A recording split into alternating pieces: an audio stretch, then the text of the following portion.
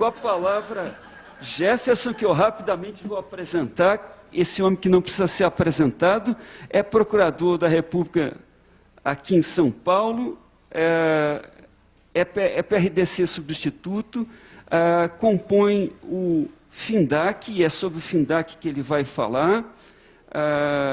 E é isso aí, recebeu vários prêmios, o último deles é o Prêmio República de 2015, com a palavra...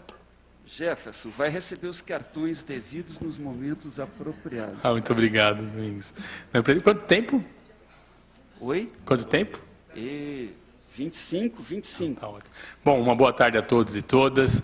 É uma grande alegria poder compartilhar desse evento com todos. Os irmãos que vêm dos países vizinhos também, dos nossos rever amigos de outros países. É uma grande oportunidade poder falar do FINDAC, então agradeço imensamente a organização pelo convite. Eu peço desculpas por ter pedido para ser o primeiro a falar, mas o Aurélio agendou uma outra reunião às 16 horas, perdão.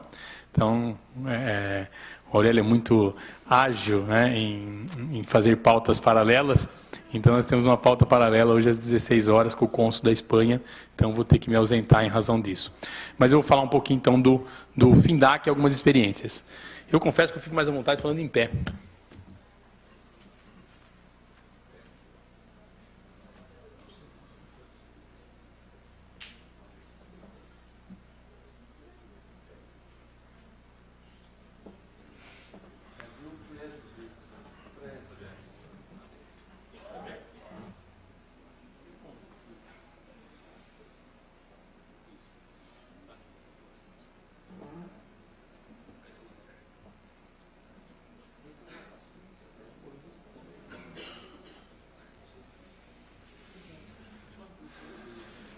Vamos lá. Funciona?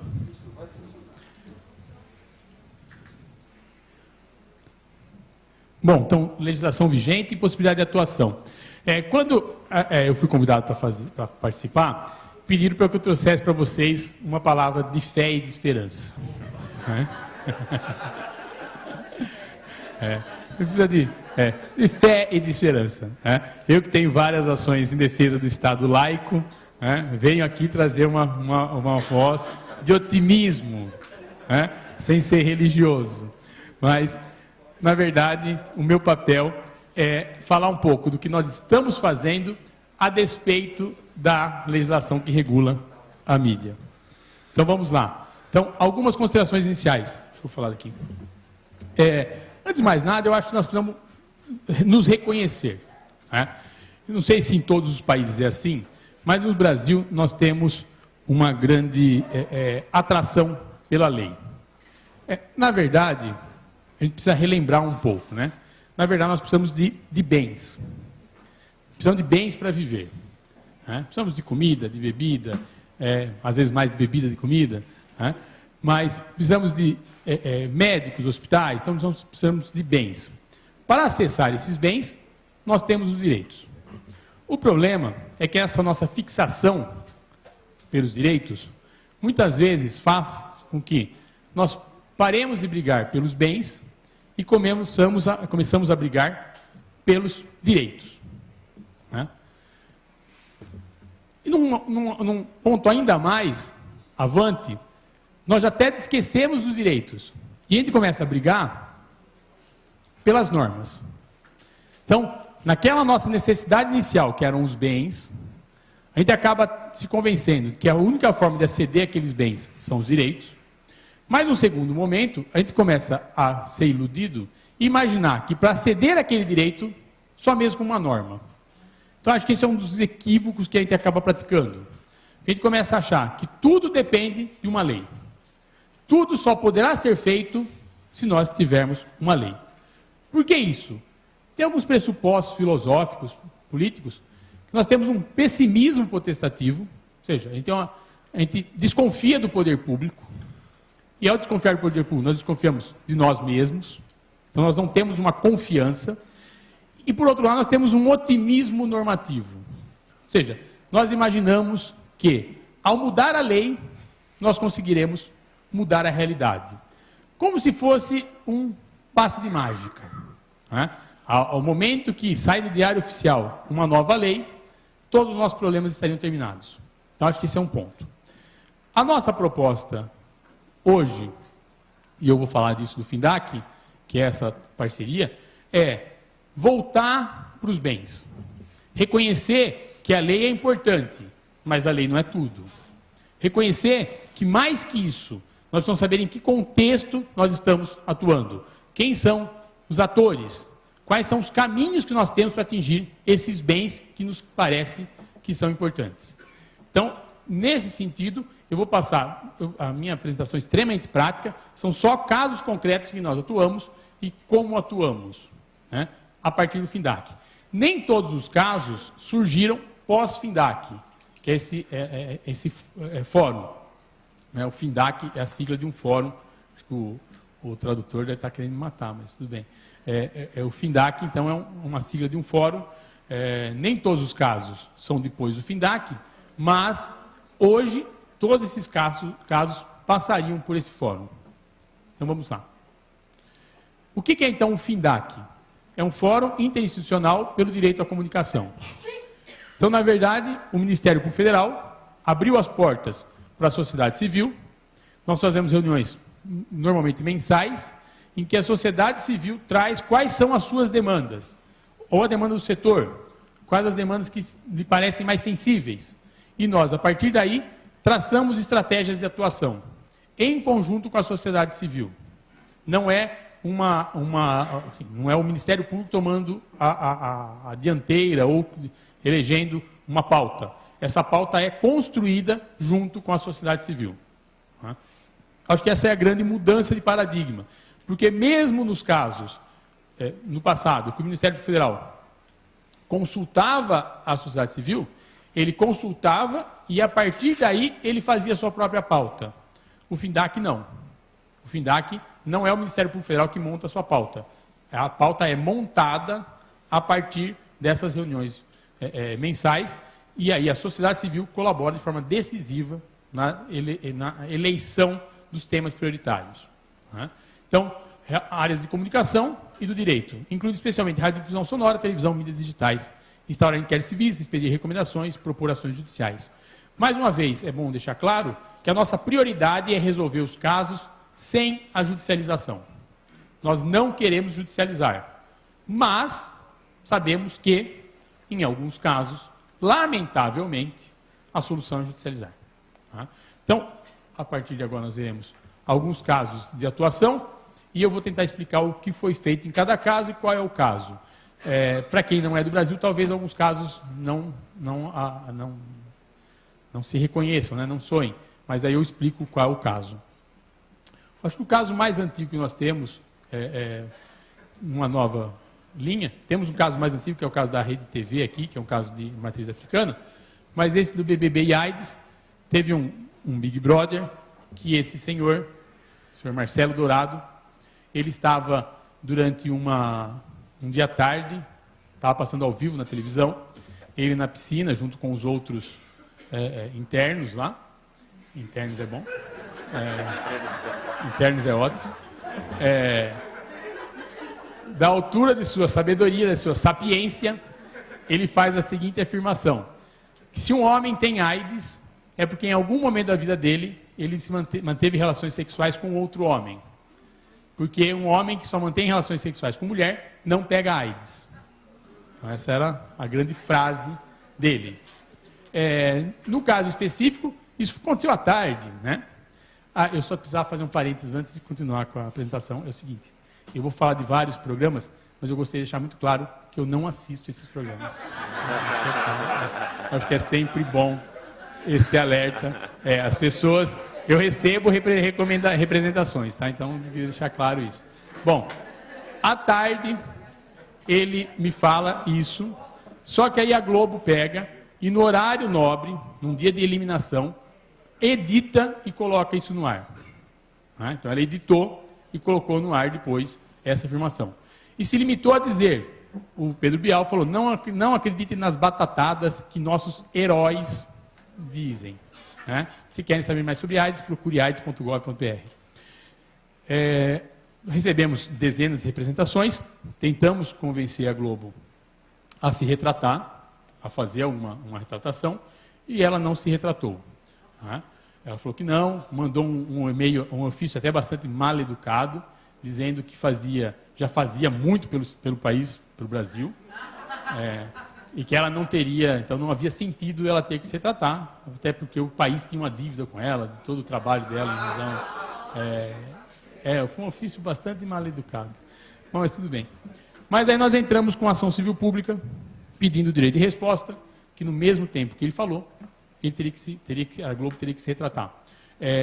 A ação foi proposta muito em cima da hora, porque isso aconteceu quase no final do programa, da edição, a edição 10. A ação foi proposta na quinta-feira, o programa acabava na terça-feira.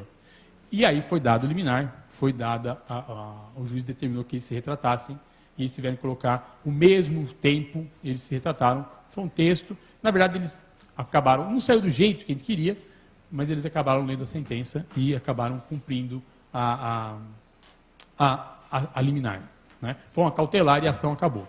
Esse caso para nós foi bastante emblemático, porque acabou assim, criando uma nova linha, me parece, que foi a lógica de buscar, a partir daí, sistematicamente, direitos de respostas e se deslocando um pouco do aspecto financeiro. Nós entendemos que o judiciário ele está mais aberto a direito de resposta do que indenizações. Né? Então, pelo menos essa é a nossa sensação no caso de São Paulo. Na sequência da mesma Globo, isso mais recentemente, nós tivemos um problema no Mais Você, em que um especialista em amamentação disse que a criança, quando começasse a andar, deveria parar de mamar no leite materno, porque amamentar atrapalharia o desenvolvimento dela. Ela ter que parar de correr para ter que voltar a mamar. Né? Esse foi um caso bem interessante. Era uma maratona que está atendendo Mais Você. Esse foi um caso muito interessante, porque nós mandamos uma recomendação e colocamos um alerta. Falou, olha, é melhor cumprir a recomendação, se retratem, ou senão nós vamos fazer igual nós fizemos no caso do Marcelo Dourado. Vamos entrar com a ação. Esse caso foi bem interessante, porque aí a Globo, o Departamento Jurídico da Globo entrou em contato, nós tínhamos dado 24 horas para eles se retratarem, e eles ligaram falando, olha, a gente queria pedir para vocês não entrarem com a ação, que a gente não vai cumprir 24 horas, porque nós vamos fazer o programa especial sobre isso, mas a gente precisa de 48 horas. Aí eu falei, bom, 48 horas é o limite.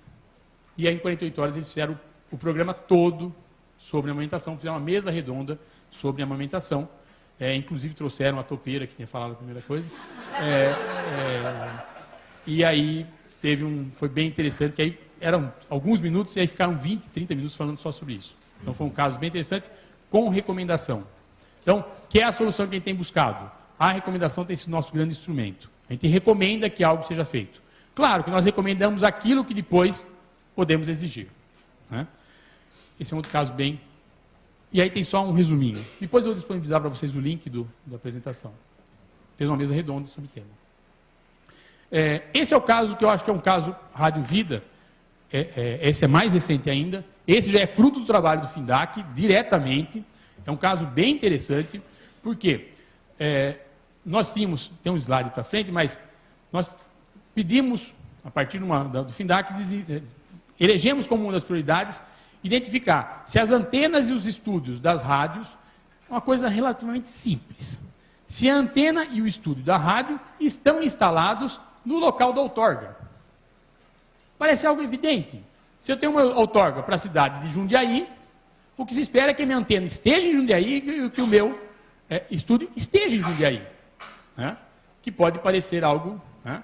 Se eu tenho uma estrada, a função de uma estrada, a estrada está lá, é fixa, é o lugar. Mas em radiodifusão não é bem assim. Né? Não é bem assim. Esse caso da Rádio Vida é bem interessante porque nós descobrimos que a Anatel, a partir de uma recomendação do Ministério Federal para que a Anatel investigasse, ela identificou que essa rádio, na verdade, tinha um estúdio num lugar e 2 antenas em locais diversos. Nada era no local da concessão. Nada na outorga. Eles entraram com o MS, o TRF deu liminar para suspender a atuação da Anatel. Nós contamos com o apoio imprescindível do NAOP, do Núcleo de Apoio da Procuradoria Regional aqui, dessa casa, e o núcleo conversou com o desembargador e cassaram a liminar. Então, o trabalho na Anatel pode ter sido levado a termo. Nós entramos com a ação civil pública. Pior, esqueci de contar o detalhe. Além de ter as antenas em outros locais, a rádio foi arrendada para uma igreja. Então, ali tinha um pacote de maldades. É a caixa de Pandora, estava tudo lá. E aí nós entramos com a ação civil pública pedindo a paralisação da rádio, a emissora fosse tirada do ar, e o bloqueio de bens dos sócios para cobrir o custo que nós entendemos de um arrendamento ilícito. A liminar foi dada, a rádio foi tirada do ar e os bens dos sócios, inclusive da igreja, dessa comunidade cristã Paz e Vida, da Rádio Vida, está bloqueado para pagar, que eu não lembro quantos milhões são, Lauro, você lembra? 20 milhões, né? 20 milhões. Então, 20 milhões de bens bloqueados para pagar a indenização do que nós entendemos devido. Esse eu acho um ponto importante, porque nós temos feito uma cruzada contra o arrendamento. É um tema um pouco mais complicado, porque o Ministério das Comunicações tem uma posição institucional, no sentido de que ele não é proibido, ao contrário do que a gente imagina, a posição do governo é que não é proibido arrendamento, não é proibido venda, não é proibido nada. Mas nossa posição é contrária e nós temos entrado com várias ações, sistematicamente, com relação a esses casos. Esse eu acho que é um caso, como eu disse, é uma recomendação. Só para você, nós indicamos 16 rádios, das 16, 9 tinham problema. Se eu me lembro é isso, né? E agora nós imaginamos que isso não deva acontecer só em São Paulo. Na verdade, essas são só da Paulista, né? Essas 16 são as 16 que estão aqui na Paulista só. Então, imaginem, né, nesse Brasilzão de Deus. Eu falei que eu vou pregar hoje. Né? Esse eu acho que é um caso bem interessante, que eu acho que deve ser levado como referência, me parece, que é fruto direto do FINDAC. Esse é um caso mais antigo, a ação é mais antiga, mas a sentença saiu recentemente, que é um caso da Record contra as regiões de matriz africana. A sentença saiu, acho que há 1, 2 meses, e é muito interessante que a sentença já vem nesse novo viés, me parece, de direito e resposta. Então, mais uma vez, são programas que agridem de tal forma as religiões de matriz africana e buscar, então, um direito de resposta, e o juiz determinou 4 programas de 1 hora, né, ou uma multa de R$500 mil. Né? Então, essa é uma outra linha, aquela linha de buscar direito de respostas. Então, é mais uma sentença contra a Record, questionando agressões que foram feitas às religiões de matriz africana. Esse é o caso que eu mais gosto, por motivos óbvios, que é o caso do Datena e os ateus. O Datena tem um vídeo, que eu não sei se eu vou conseguir mostrar. Deixa eu ver se... Não. Tem como clicar aí? Clica em cima do vídeo. Não é touch. Olha, eu continuo dizendo que eu acredito que as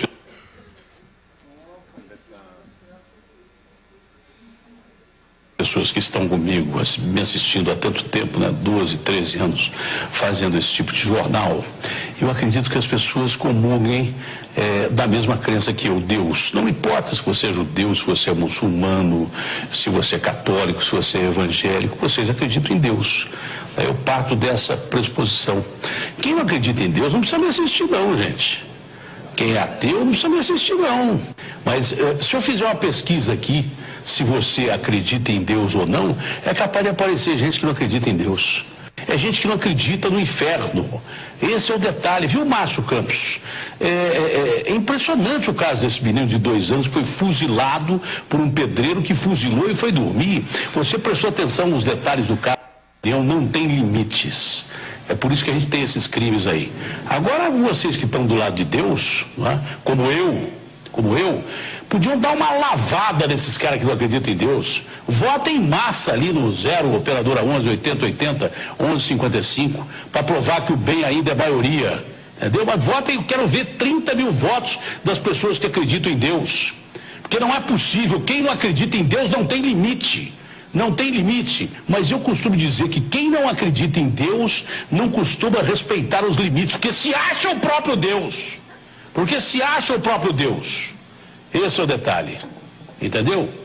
Então, por favor, você que acredita em Deus, dá uma lavada, mas vota aí, arrebenta com essa votação aí, se não travar essa pesquisa de tanto voto que vai ter. Quero ver chegar a 30 mil votos para... Ô, gente, vamos bater 20, 30 mil votos logo aí. Vamos dar a demonstração que nós confiamos no Criador. Que é isso? Porque o bem é a maioria. Eu acredito nisso, eu professo isso, eu acordo de manhã pensando nisso. Isso é um exemplo típico de um sujeito que não acredita em Deus. Matou um menino de 2 anos de idade, tentou fuzilar 3 ou 4 pessoas. Porque o bem é a maioria. Tem quase 1000 pessoas dizendo que não acreditam em Deus. Gente, vamos bater os 30 mil votos para mostrar que esse é um país que acredita em Deus. E que as pessoas, antes de cometerem alguma maldade contra a gente, seja de qualquer tipo de maldade, pelo amor de Deus, eu só estou pedindo que você diga isso, para provar para essas pessoas do mal que Deus existe, não importa a sua religião, eu respeito a sua religião, entendeu? Ela tem quase 1000 ateus ali, quase 1000 ateus, quase 1000 ateus. É provável que tenham bandidos votando até de dentro da cadeia, entendeu? Vou provar para esses caras que o bem... Vejam, ele fala que tem... Porque ele atribui todas as maldades aos ateus e ele fica... Isso está editado, ele faz isso durante 45 minutos. 45 minutos ele fica espinafrando. Não chega, não. Chega a 1000 e pouco. E aí ele começa... Ele fica siderado, né? Ele começa a falar que então estão ligando dentro da cadeia, que isso que dá deixar entrar celular na cadeia, né? Que quem está ligando é bandido. Esse foi um caso que nós entramos com a ação, não conseguimos acordo, conseguimos a condenação da Bandeirantes, né? Direito de resposta, e no fim nós fizemos um acordo para inserções do direito de resposta. Nós estamos tentando inaugurar uma nova forma. De, ao invés de fazer um direito de resposta focado, sim, um programa de 1 hora, a proposta que nós fizemos foram inserções de 40 segundos, que nós pegamos a grade da Bandeirantes e elegemos quais eram, junto com a agência de publicidade, quais eram nossas prioridades e colocamos as inserções dentro da grade, né? No valor, o tempo equivalente. E colocando em maior audiência, lógico, né, também. Então essa tem, agora aqui é o... Domingos, dá uma clicada no meio, vamos ver.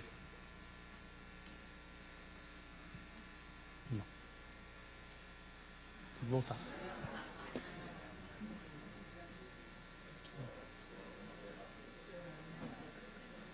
O que é Deus? Deus é Zambi, na cultura angolana. Deus é espírito e Deus é amor. Nos enviou Jesus, seu Filho.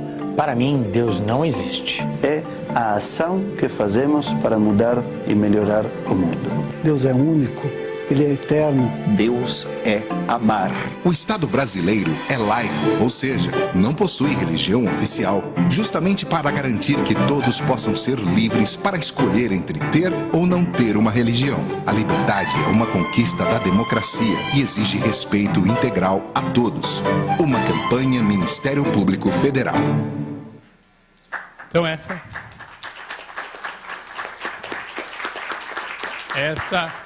Então são 70 inserções, mais ou menos dá 45 minutos, são os 45 minutos espalhados pela programação da Rede Bandeirantes, que foi como nós imaginamos fazer o direito de resposta. Então esse é um caso que me agrada muito, porque eu acho um caso que a gente fez o pacote inteiro, né? Até a final foi um roteiro que nós contamos com o apoio do Pedro, está aqui, né, que ajudou a fazer o roteiro. Tivemos umas brigas enormes com relação ao roteiro, com a própria Bandeirantes, mas acabou sendo um bom resultado. Esses casos são casos solucionados. E agora eu trago um caso não solucionado ainda, que é o da minha querida Sherazade. Né? Vocês viram porque foi bom eu explicar porque eu não assisto, né? É bom.